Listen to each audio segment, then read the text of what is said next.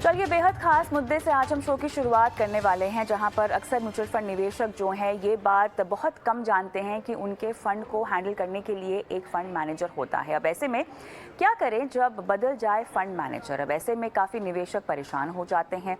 उन्हें क्या करना चाहिए इस वक्त? आपके मन में भी यही सवाल होंगे कि कोई फंड मैनेजर बदल जाए तो क्या रणनीति आपको अपनानी चाहिए उस फंड में रहने के लिए? तो सबसे पहले ये समझना होगा कि दो तरह के मामले होते हैं। हो सकता है कि किसी फंड मैनेजर की तरक्की हो रही हो या वो किसी दूसरे फंड हाउस में अच्छी पोजीशन में जा रहा हो। दूसरा ये होता है कि खराब प्रदर्शन की वजह से किसी फंड मैनेजर को निकाला जाए। निवेशक को ये बात ध्यान में रखनी होगी कि किस तरह के बदलाव हो रहे हैं। अब मान लेते हैं कि कुछ बहुत बुरा होने की वजह से फंड मैनेजर ने पद छोड़ा है, तो ऐसे में निवेशक को क्या करना चाहिए? किस तरह से इस पूरे सिचुएशन का आपको जायजा लेना चाहिए, मुआयना करना चाहिए? इस पर हम विस्तार से बात करते हैं। हमारा यही पहला मुद्दा है आज शो का। पीयूष चंद्रा है तो mutual fund products Eiffel securities हमारे साथ जुड़ गए हैं। पीयूष, गुड इवनिंग, स्वागत है आपका। बनो अपना फाइनेंस मिनिस्टर में बेहद खास पहलू पे आज हम बात कर रहे हैं, जहां पर फंड मैनेजर के बदलाव को किस तरह से एक म्यूचुअल फंड निवेशक को समझना चाहिए, यही हमारा मुद्दा है। तो सबसे पहले क्या कारण हो सकते हैं जब कोई फंड मैनेजर को किसी फंड में से हटाया जाए या बदलाव हो? धन्यवाद कविता। कई कारण हो सकते हैं एक फंड मैनेजर का के चेंज होने के। पहला ऑब्वियसली जैसे आपने कहा कि उनकी तरक्की हो जाए या क्योंकि हम लोग सर्विस का इंडस्ट्री की बात कर रहे हैं, तो या उनको कोई बेहतर अपॉर्चुनिटी मिल जाए उस फंड हाउस के बाहर, अ, या कोई इंटरनल मूवमेंट हो जाए। जैसे कि मान लीजिए कोई फंड मैनेजर जो छोटा पोर्टफोलियो मैनेज कर रहे थे, उनकी तरक्की होके उनको बड़ा पोर्टफोलियो मिल जाए। सिमिलरली कुछ स्ट्रैटेजिक चेंज हो जाए इंटरनली फंड हाउस में, और ऑब्वियसली जैसे आपने कहा किन्हीं कंप्लायंस या नॉन परफॉर्मेंस के कारण भी फंड मैनेजर बदले जा सकते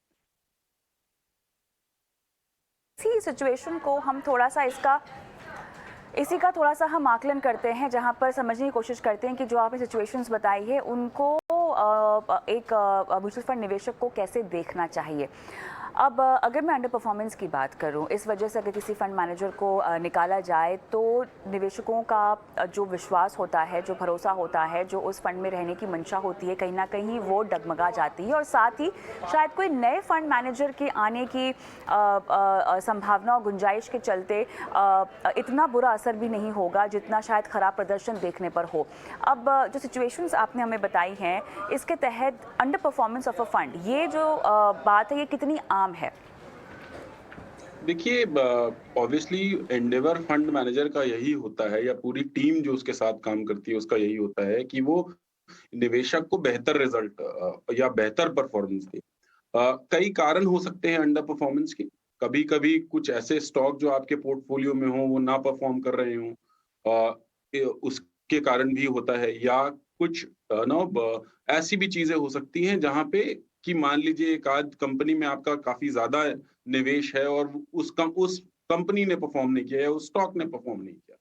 तो कई सारे कारण हो सकते हैं, लेकिन एंडेवर जो पूरी टीम का होता है वो ऑब्वियसली निवेशक को बेहतर रिटर्न देने का होता है। तो ऑब्वियसली जो निवेशक है उसको बड़ा ही ध्यान पूर्वक परफॉर्मेंस को और पोर्टफोलियो को का आकलन करना चाहिए, और अपने इन्वेस्टमेंट एडवाइजर की हेल्प लेनी चाहिए, जिसने ये फंड एडवाइस किया है या उनका जो ओवरऑल पोर्टफोलियो मैनेज करता है। क्योंकि ये बड़ा ही इम्पोर्टेंट सा मुद्दा है कि जब आपको कोई आपका पोर्टफोलियो एडवाइजर एडवाइस करता है तो ऑब्वियसली वो आपका रिस्क बेहतर समझता है, आपका एसेट एलोकेशन बेहतर समझता है, उसको आपकी प्रोफाइल पता होती है। तो अपने इन्वेस्टमेंट एडवाइजर पे विश्वास करें, और अगर आप खुद ही निवेश करते हैं तो ऑब्वियसली अपनी रिसर्च जो आपने की है वो थोड़ी और करें,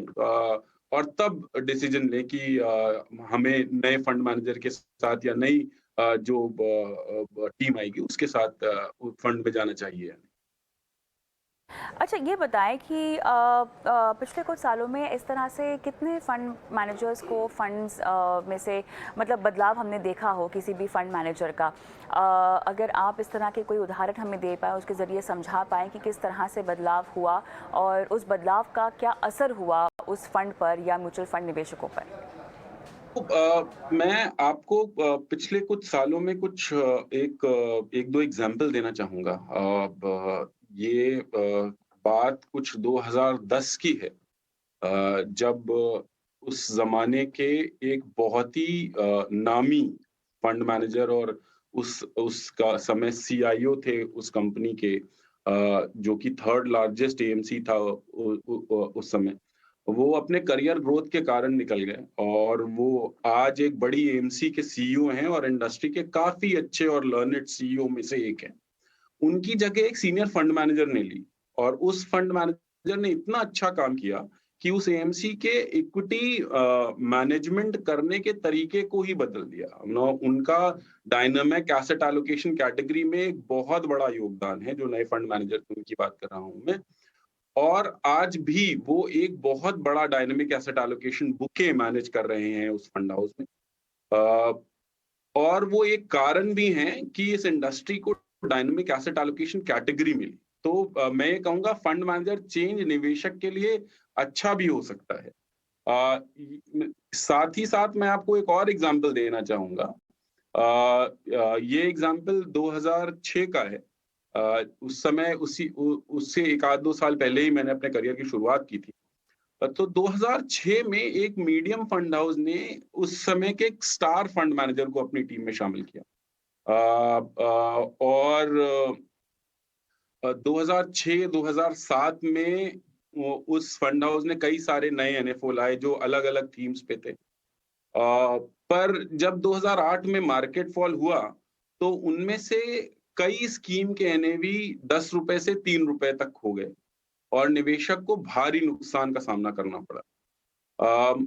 इन सब के बीच में जो स्टार फंड मैनेजर थे, उन्होंने 2000 आई थिंक 9 में एएमसी छोड़ दी और उनके बाद उनके सक्सेसर्स जो आए, उन्होंने बहुत कोशिश की और उनको जो नए फंड मैनेजर्स उनको पता था कि जैसे-जैसे एनएवी अप्रिशिएट होगा, लोग अपना पैसा निकालेंगे। पर फिर भी उन्होंने बहुत अच्छा काम किया और वो अगर कोई निवेशक आज उस फंड में इन्वेस्टेड होता, तो वो जो ₹3 साढ़े ₹3 की एनएवी थे, वो आज ₹20 के आसपास है। पर मुझे नहीं लगता कि कोई इस जर्नी को बहुत लोगों ने देखा होगा। तो कभी-कभी क्या होता है ना कविता कि स्टार फंड मैनेजर्स भी उतना अच्छा परफॉर्म नहीं कर पाते एज़ उनसे जो एक्सपेक्टेशंस होती।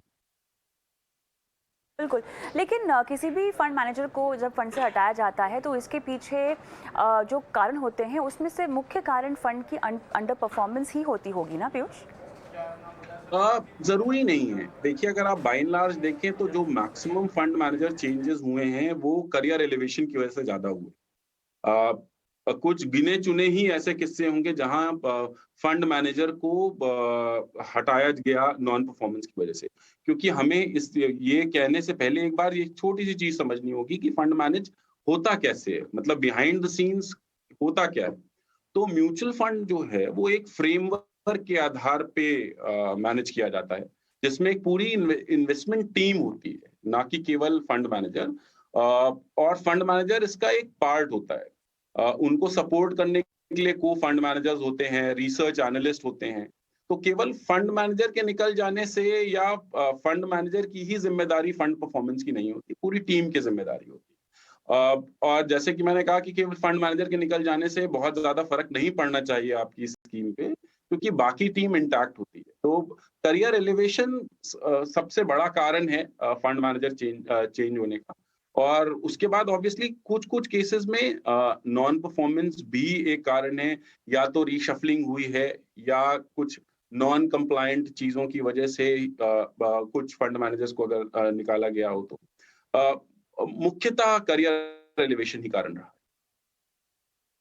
पीयूष ये बताएं कि अब अगर मान लीजिए बदलाव हो गया है, ठीक है, कोई नया फंड मैनेजर अब आपके सालों पुराने फंड को संभालने आ गया है, तो एक निवेशक होने के नाते आपकी क्योंकि मेहनत की कमाई लगी हुई है उस फंड में, अब उस नए फंड मैनेजर की एंट्री पर हमें किन किन बातों का ख्याल रखना चाहिए? क्या क्या चीज़ें हैं, क्या क्या वो चेकलिस्ट में चीज़ें शामिल हमें करनी चाहिए जिससे हमें ये समझ में आए कि अब ये जो फंड मैनेजर आए हैं ये बिल्कुल टेक ओवर करेंगे और इनकी रणनीति हमें आने वाले वक्त में मुनाफा ही दिलाई, क्योंकि कहीं ना कहीं आपका विश्वास थोड़ा सा डगमगा जाता है क्योंकि एक नया शख्स जो है उस फंड को अपनी समझ, अपने अनुभव के मुताबिक आगे ड्राइव करेगा। ठीक है, एक निवेशक होने के नाते हमें कौन कौन सी बातों पर इस नई एंट्री के बाद गौर करना चाहिए? जैसे मैंने आपको कहा, पूरी टीम का एंडेवर यही होता है कि आपको निवेशक को बेहतर रिटर्न मिले। तो मैं कहता हूँ कि सबसे महत्वपूर्ण चीजें जो निवेशकों को ध्यान में रखनी चाहिए। पहला, यदि आप खुद रिसर्च करते हैं निवेश करने के लिए, तो फंड की फैक्ट शीट को बहुत ध्यान से देखें। फंड की फैक्ट शीट आपको फंड के बारे में लगभग सब कुछ बताती है। किस स्टॉक में निवेश हुआ, कितना परसेंट उस स्टॉक में निवेश है, पोर्टफोलियो टर्नओवर या पोर्टफोलियो चर्न रेशियो भी उसमें मेंशन होता है। इसी प्रकार से अगर हम डेट फंड्स की बात करें तो आपके पोर्टफोलियो का वाईटीएम क्या है, ड्यूरेशन क्या है, एक्सपेंस क्या है फंड का, ये सारी चीजें आपकी फैक्ट शीट में अवेलेबल होती है। और लेकिन ये उन निवेशकों के लिए है जो कि बहुत ज्यादा रिसर्च खुद करते हैं और बड़े वेल इक्विप्ड हैं ये रिसर्च करने के लिए। आमतौर पे जो हमारे आपके जैसे निवेशक हैं, वो अपने कंसल्टेंट या एडवाइजर्स पे डिपेंडेंट होते हैं। तो मैं उनसे यही कहना चाहूंगा कि अपने कंसल्टेंट या एडवाइजर को परेशान करें, जितना हो सके उससे ज्यादा परेशान करें। उनसे कठिन सवाल करें नए फंड मैनेजर के बारे में। पता लगाएं कि उनसे उन्होंने पहले किस तरीके के फंड मैनेज किए हैं, उनका ट्रैक रिकॉर्ड क्या है, वो किस तरीके का फंड मैनेज करते थे या उनका परफॉर्मेंस उसमें कैसा था। दूसरी सबसे महत्वपूर्ण बात, परफॉर्मेंस पे ज़्यादा ध्यान दें। थोड़ा ज़्यादा सतर्क हो जाएँ अब, क्योंकि आपके हार्ड अर्न्ड पैसा लगा हुआ है। और पोर्टफोलियो रीबैलेंसिंग, पोर्टफोलियो टर्नओवर, ये सारी चीज़ें ज़्यादा देखने लगें। तीसरी और बहुत ही इम्पोर्टेंट बात इसमें ये भी है कि कोई भी डिसीज़न जल्दबाज़ी में ना लें। सोच विचार के अपना डिसीजन लें, अपने एडवाइजर से ज़्यादा संपर्क में रहें, उसकी सहायता लें और ये ज़रूर पता करें कि फंड मैनेजर जो बदला गया है, वो किन कारणों से बदला गया है। क्या कोई इंटरनल चेंज हुआ है या कोई करियर ग्रोथ के कारण फंड मैनेजर चेंज हुआ है या कुछ ऐसा हुआ है जिससे हमको एज़ अ निवेशक थोड़ा ज़्यादा सतर्क हो जाना चाहिए। तो ये 3 बातों का मुख्यतः अगर हम निवेशक के रूप में अगर ध्यान रखेंगे, तो मुझे नहीं लगता कि आपको डिसीजन लेने में ज़्यादा समस्या होगी। चलिए, आखिरी सवाल आपसे पूछना चाहती हूँ मैं, क्योंकि म्यूचुअल फंड निवेशकों को अगर किसी फंड को एग्जिट करना हो तो उसमें फंड मैनेजर का बदलाव ये कितना अहम रहना चाहिए इस एग्जिट स्ट्रैटेजी में? तो मैं ये कहूँगा कि फंड मैनेजर का बदलाव ही केवल कारण नहीं होना चाहिए म्यूचुअल फंड एग्जिट। वो एक कारण है और एक बड़ा कारण हो सकता है, मैं मना नहीं कर रहा। पर क्योंकि बहुत सारे लोग इन्वॉल्व हैं, आपका फंड मैनेज करने के लिए पूरी टीम है। आप अपने एडवाइज़र से ज़्यादा इन्फॉर्मेशन एक्सट्रैक्ट करने की कोशिश कीजिए।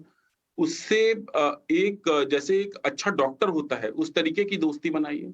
हो सकता है वो आपको कई सारी नई चीज़ें, कई सारे बेहतर सुझाव दे सके, क्योंकि वो आपके बारे में काफ़ी ज़्यादा जानता है, आपके रिस्क को, पोर्टफोलियो एलोकेशन को, एसेट एलोकेशन को समझता है। जैसे कि एक स्लोगन है हमारी इंडस्ट्री में कि म्यूचुअल फंड सही है। तो म्यूचुअल फंड ऑब्वियसली सही है, पर इसका दूसरा पार्ट ये भी है कि एडवाइज़र भी बहुत ज़रूरी है। तो उस एडवाइजर से ज़्यादा इन्फॉर्मेशन एक्सट्रैक्ट करने की कोशिश कीजिए। जो भी निवेशक खुद इन्वेस्टमेंट करते हैं, उनसे मेरी ये गुज़ारिश है कि वो फैक्ट शीट को और ध्यान से देखें, थोड़ा ज़्यादा रिसर्च करें और तब डिसीजन लें कि क्या उन्हें पोर्टफोलियो से फंड मैनेजर के बाद बदलने के बाद एग्ज़िट करना चाहिए कि नहीं करना चाहिए। बट अगर जनरली हम बात करें तो हाँ, फंड मैनेजर का निकलना कोई बहुत ज़्यादा इम्पैक्ट नहीं लाना चाहिए म्यूचुअल फंड के परफॉर्मेंस पे।